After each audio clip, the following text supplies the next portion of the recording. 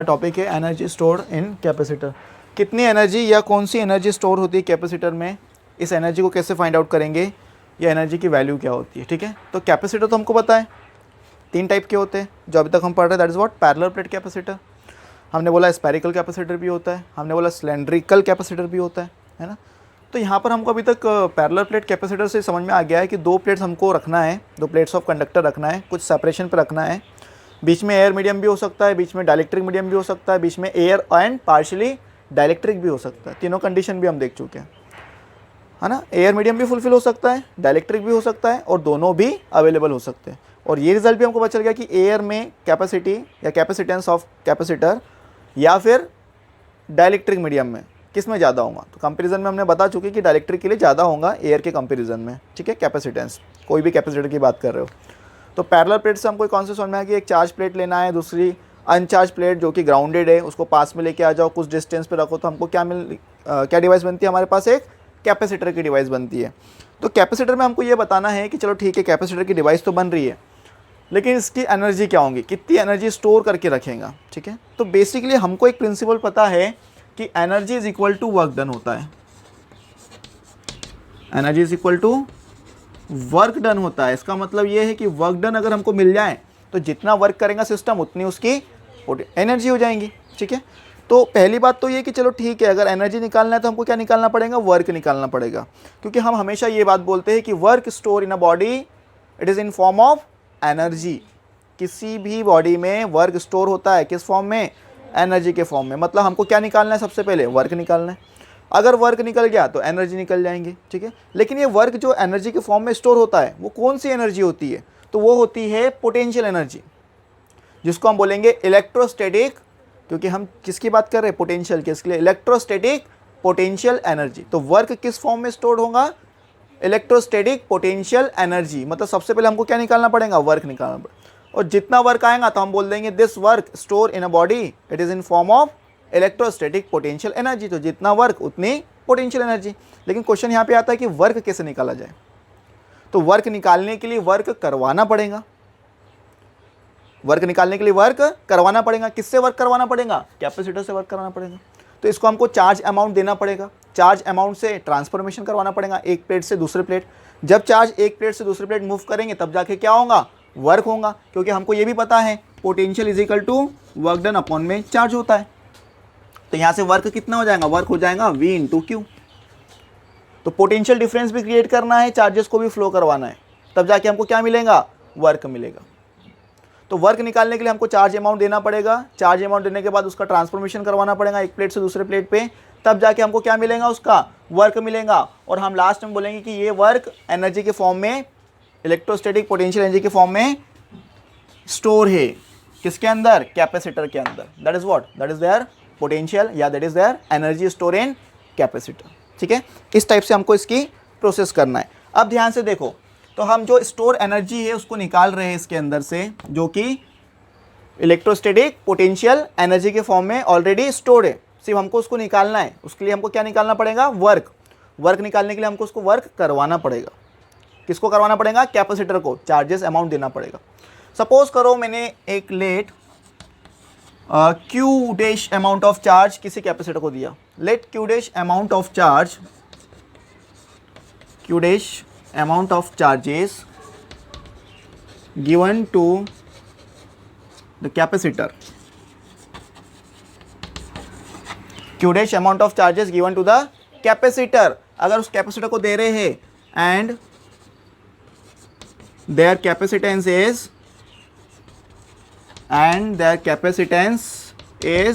C, their capacitance is what, C, then potential difference is V dash is equal to Q dash upon में C। भाई start करा मैंने work करवाना, work कराने start कब हुआ, जब मैंने उसको Q dash amount of charge दिया। तो मैंने कहा उसको Q dash amount of charge दे रहा हो किसको, जिसका कैपेसिटेंस कितना है, कैपेसिटर का C है, तो मुझे पोटेंशियल कितना मिलेगा, तो V dash is equal to Q dash upon में C। ये हमको पता है potential difference, V dash is equal to Q dash upon में C।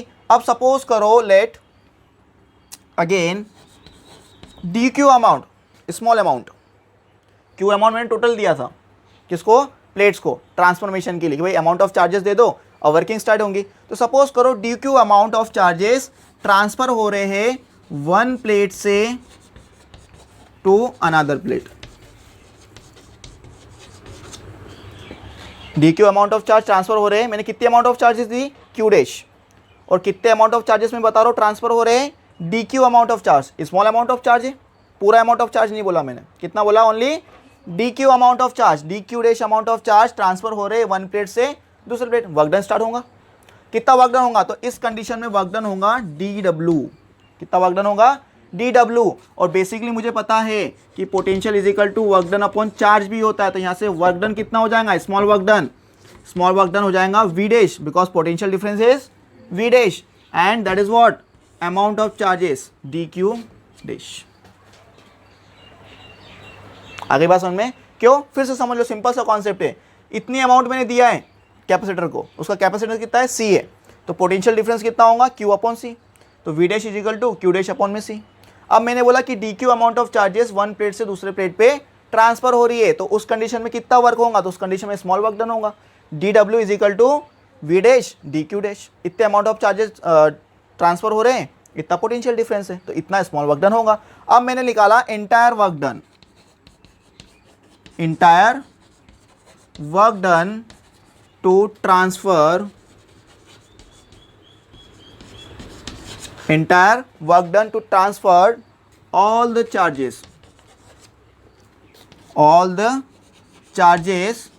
from plate 1 to second.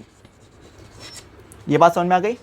इसका मतलब मैं क्या कर रहा हूँ, पूरे चार्जेस ऑफ ट्रांसफॉर्मेशन कर रहा हूँ एक प्लेट से दूसरे प्लेट पे, तो अब पूरे चार्जेस ट्रांसफर कर रहा हूँ, इसका मतलब जीरो से लेके क्यू अमाउंट ऑफ चार्ज, मैंने कितना दिया था, क्यू डैश दिया था अमाउंट ऑफ चार्जेस, वर्क में कितना लाया, डी क्यू डैश लाया। अब मैं total amount of charges transfer कर दे रहा हूँ, तो मैंने कहा कि टोटल अमाउंट ऑफ चार्जेस जब मैं ट्रांसफर कर रहा हूँ तो वर्क कितना होगा, work done is equal to zero to Q amount of charges, total all the charges, देखो क्यू डैश दे रहा था मैं, लेकिन अब मैं क्या बोल रहा हूँ कि कंप्लीट वर्क डन निकालने के लिए मैंने टोटल चार्जेस को ट्रांसफॉर्मेशन कर दिया, जीरो से क्यू का इंटीग्रेशन स्मॉल वर्क डन का। भाई स्मॉल वर्क डन कब मिला, जब मैंने छोटा अमाउंट ऑफ चार्जेस ट्रांसफर किए। अब मैं पूरे अमाउंट ऑफ चार्जेस ट्रांसफर कर रहा हूँ तो मुझे क्या मिल जाएगा, कंप्लीट वर्क डन। तो मैंने लिखा है यहाँ पे entire work done to transferring या transferred all the charges from plate 1 to second, मतलब फर्स्ट प्लेट से सेकेंड प्लेट पे पूरे चार्जेस को ट्रांसफॉर्मेशन कर दो, आपको क्या मिल जाएगा, कंप्लीट वर्क डन। कहाँ से कहाँ, जीरो से क्यू तक, स्मॉल वर्क डन का इंटीग्रेशन। इतनी बात क्लियर हो गई, ठीक है। चलो तो अब हमारे पास इसके बेसिस पे अब देखो यहाँ पर जो हमारे पास इंटायर वर्क डन आया to transferring all the charges from plate 1 to second, मतलब दूसरी प्लेट कैपेसिटर की, एक प्लेट से दूसरी प्लेट पे ट्रांसफरिंग करने पे। तो यहाँ पर देखो एक चीज़ समझ लो अच्छे से, मैंने यहाँ पे बोला Q dash amount of charges given है। कौन सी अमाउंट ऑफ चार्जेस गिवन है, क्यू डैश। तो टोटल अमाउंट ऑफ चार्ज कितनी होंगी, क्यू डैश। लेकिन मैंने बोला कि इंटायर वर्क निकालने में जीरो से क्यू तक, तो या तो इसको भी क्यू डैश कर दो। क्यों क्यू डैश कर दो, क्योंकि इंटायर चार्जेस कितने गिवन है, क्यू डैश क्यू। तो यहाँ पर देखो चीज़ों, इस चीज़ को समझ लो, इसका मतलब इस प्लेट पे प्लस क्यू डैश चार्जेस आ जाएंगे, इस प्लेट पे माइनस क्यू डैश चार्जेस आ जाएंगे, इक्वल नंबर ऑफ क्वांटिटी में। आ रही बात समझ में। तो क्यू डैश अगर दिए है तो यहाँ पे भी क्यू डैश होना चाहिए, पहली बात। दूसरी बात, यहाँ पर देखो ये पोटेंशियल डिफरेंस में आ रहा है V dash, potential difference what, Q dash upon में सी, इनका पोटेंशियल डिफरेंस वी डैश आ रहा है।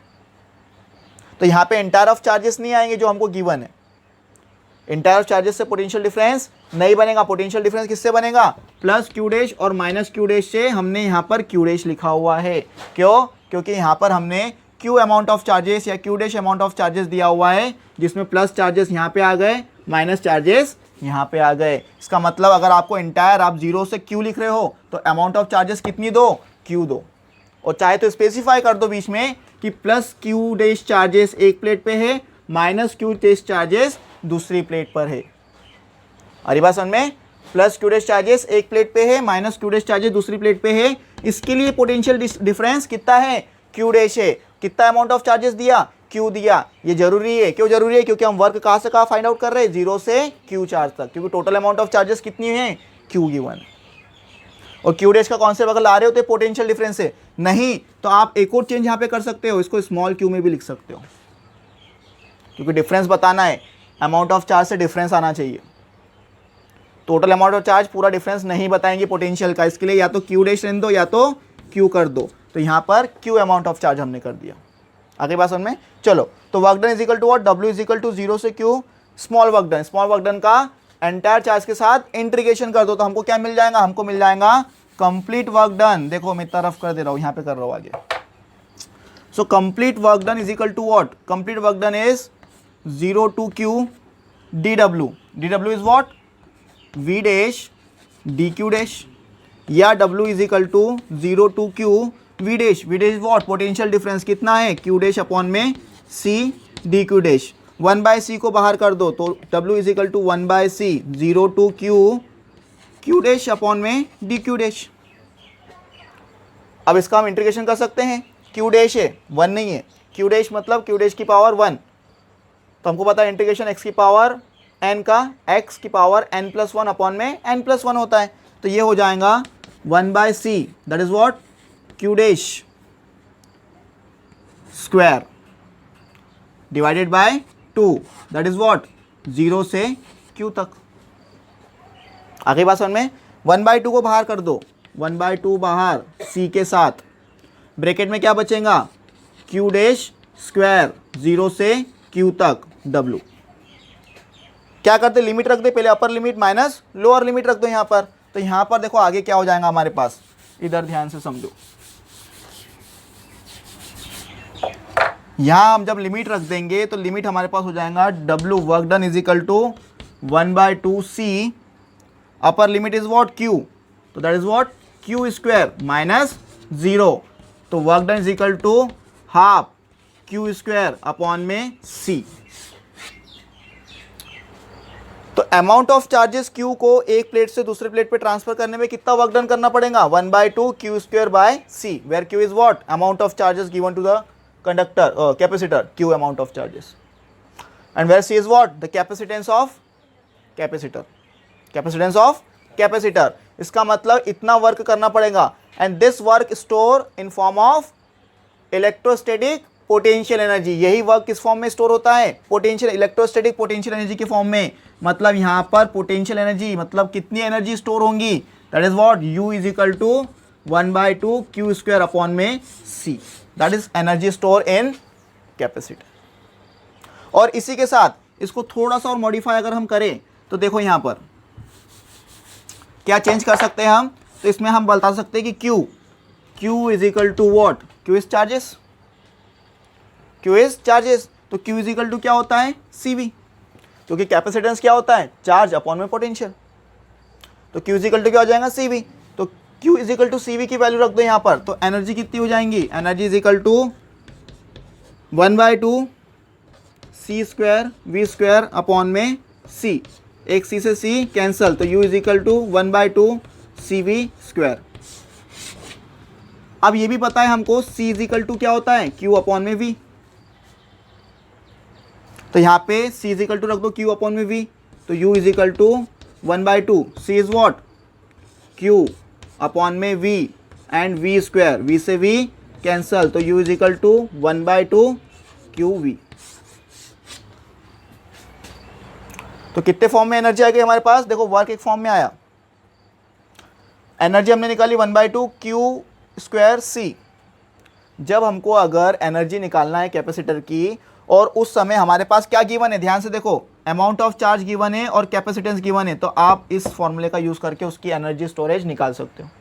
मान लो अगर आपके पास कैपेसिटेंस गिवन है, पोटेंशियल डिफरेंस गिवन है, तब भी आप निकाल सकते हो, या मान लो आपके पास चार्ज अमाउंट गिवन है और v पोटेंशियल डिफरेंस गिवन है, तब भी आप निकाल सकते हो। तो 1 2 3 कंडीशन में आप उसकी energy store in a capacitor easily निकाल सकते हो, और जितनी एनर्जी उतना उसका वर्क डन, इसके लिए work is equal to energy होता है, दैट्स इट। ठीक है, चलो।